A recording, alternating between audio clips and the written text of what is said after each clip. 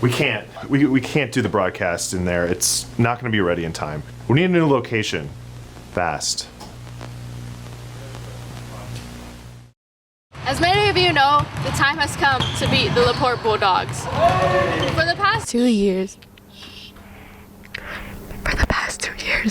our Deer Park boys have won the biggest game of the season. Today we sat down with Coach Flynn and various team members to see how they have been preparing for the upcoming season. What? In other news, Elizabeth II passed away. Hello? Last week in Balmore Castle in Scotland. She was 96 years old. The studio's ready. Huh? The studio's ready.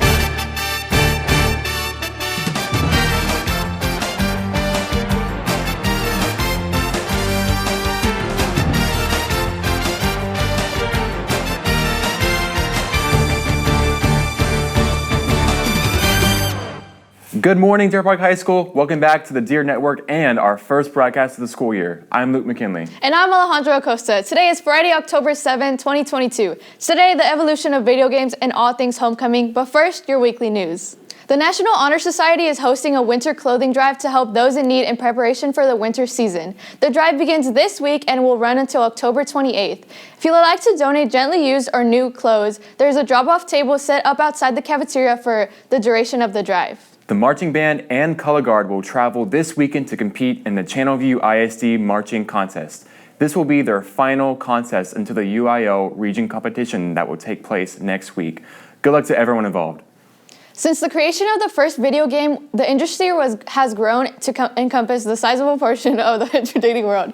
Brody Lambert and Connor Murray analyzed how video games have evolved over the past 60 years. Take a look. Video games started its long history with the tennis game called Tennis for Two in 1958, which then inspired the game Pong in 1972. The original first-person shooter Maze Wars was then introduced in 1974.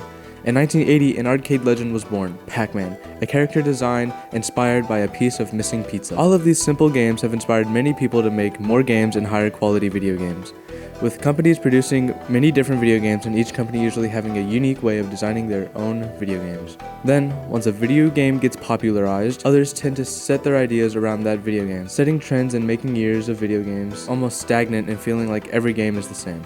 The early 2000s set the trend of FPS, then 2010 evolved story mode games with open worlds such as Skate 3, Red Dead Redemption, and Fallout New Vegas. Then in 2017, Fortnite popularized the Battle Royale genre. As the pandemic began, so did the spark of virtual reality, sparking with the rising popularity of VR chat, and then in 2022 with the metaverse, beginning by Facebook co-founder Mark Zuckerberg. People of all ages and demographics everywhere have played video games. Even the people you least expect could play some type of video game. When I was first playing video games, they were, like I said, a dot on the screen, and we got Pong, that was a big deal. And now we've got, VR, and we're in full 3 dimensions, high quality. So it's, as far as the interactive and the intensity of them has grown tremendously. I was 4 years old when I first started playing. I had a Nintendo DS, and I remember me and my brother would play, I think it was the Mario Brothers, and we'd both do a co-op, and we always played together, and that's how we'd have fun together. Sometimes it's just the joy of learning something or figuring something out, especially if you win. It's an adrenaline rush, but it's also super fun. When you have friends that that you're playing with, that in person, it can be a lot more fun that way. That's why video games are so fun and addicting, is because you can experience all those emotions. You can experience adrenaline and fun and laid back and relax and all of those things, depending on what video game you're choosing. I love video games. My favorite video game is NBA 2K. I always choose to play as Tom Brady because he's such a good soccer player. Speaking of Tom Brady, here's Alyssa with sports.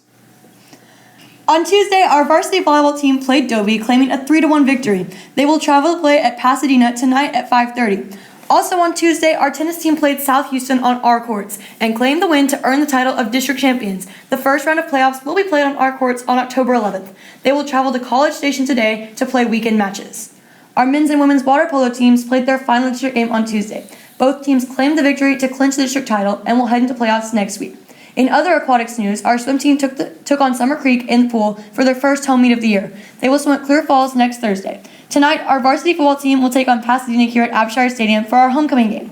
Our 2022 homecoming queen will be announced at halftime.